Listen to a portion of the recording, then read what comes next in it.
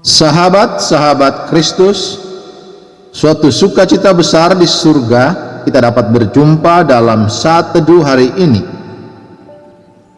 Bagian Alkitab yang menjadi bacaan kita adalah terdapat dalam kitab Kisah Para Rasul pasal 1 ayat 6 sampai 11 yang berbunyi demikian.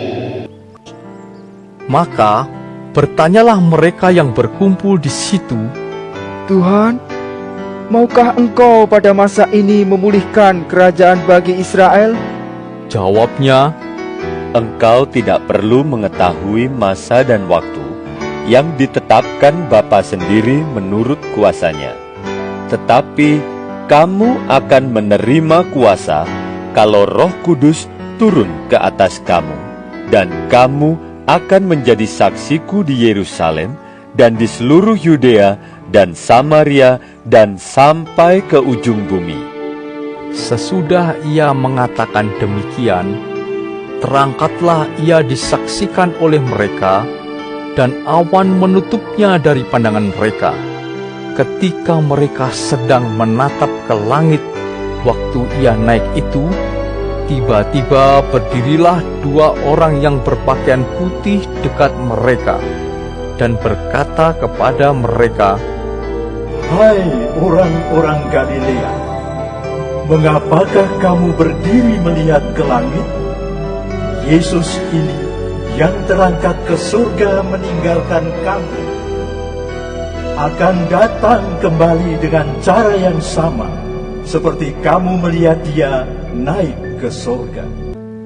Sahabat-sahabat Kristus, ayat hafalan yang akan menjadi perenungan khusus kita hari ini adalah kitab Kisah Para Rasul pasal 1 ayat 8 yang berbunyi, tetapi kamu akan menerima kuasa bila mana Roh Kudus turun ke atas kamu, dan kamu akan menjadi saksi-saksiku di Yerusalem dan di seluruh Yudea dan Samaria dan sampai ke ujung bumi.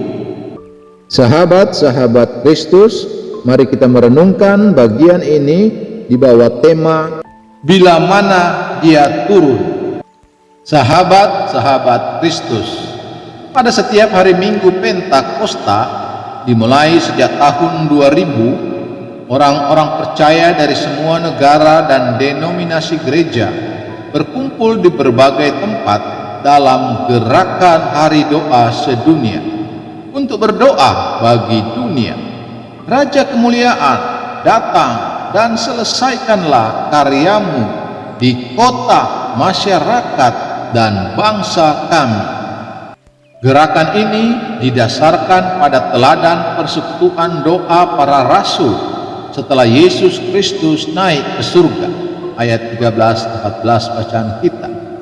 Inilah tanggapan iman mereka terhadap janji Tuhan tentang turunnya Roh Kudus. Ayat 8. Banyak orang mengingat Roh Kudus sebagai penolong dan penghibur, tetapi kerap lupa bahwa tujuan utama kedatangannya adalah untuk memberi kuasa kepada murid-murid Kristus agar dapat menjadi saksi sampai ke ujung bumi. Sahabat-sahabat Kristus, Roh Kudus bukan turun untuk membuat urusan kita lancar dan hati kita senang, melainkan untuk memenuhi bumi dengan kemuliaan Tuhan. Sahabat-sahabat Kristus, ketika kita setia menjadi saksinya, Roh Kudus akan menolong dan menguatkan, bahkan pada saat-saat tersulit sekalipun. Lihat kitab Injil Markus pasal 13 ayat 9 sampai 11. Ketika kita percaya, kita telah menerima Roh Kudus. Kitab Efesus pasal 1 ayat 13 sampai 14. Apakah kita menyadari kehadirannya yang berkuasa dan menundukkan diri pada tuntunannya? Dia hadir agar dunia dapat melihat bagaimana Kristus dimuliakan di dalam dan melalui hidup murid-muridnya. Hidup yang dipenuhi kegairahan berdoa dan belajar firman, hidup yang berani menyatakan kebenaran Tuhan di segala situasi, hidup yang mewartakan anugerah keselamatan bagi semua suku bangsa. Sahabat-sahabat Kristus, ingatlah, Roh Kudus hadir bukan untuk memenuhkan segala keinginan kita. Dia hadir untuk memampukan kita memenuhi keinginan Tuhan. Terpujilah Kristus, haleluya. Tuhan memberkati dan menyertai kita semua. Amin.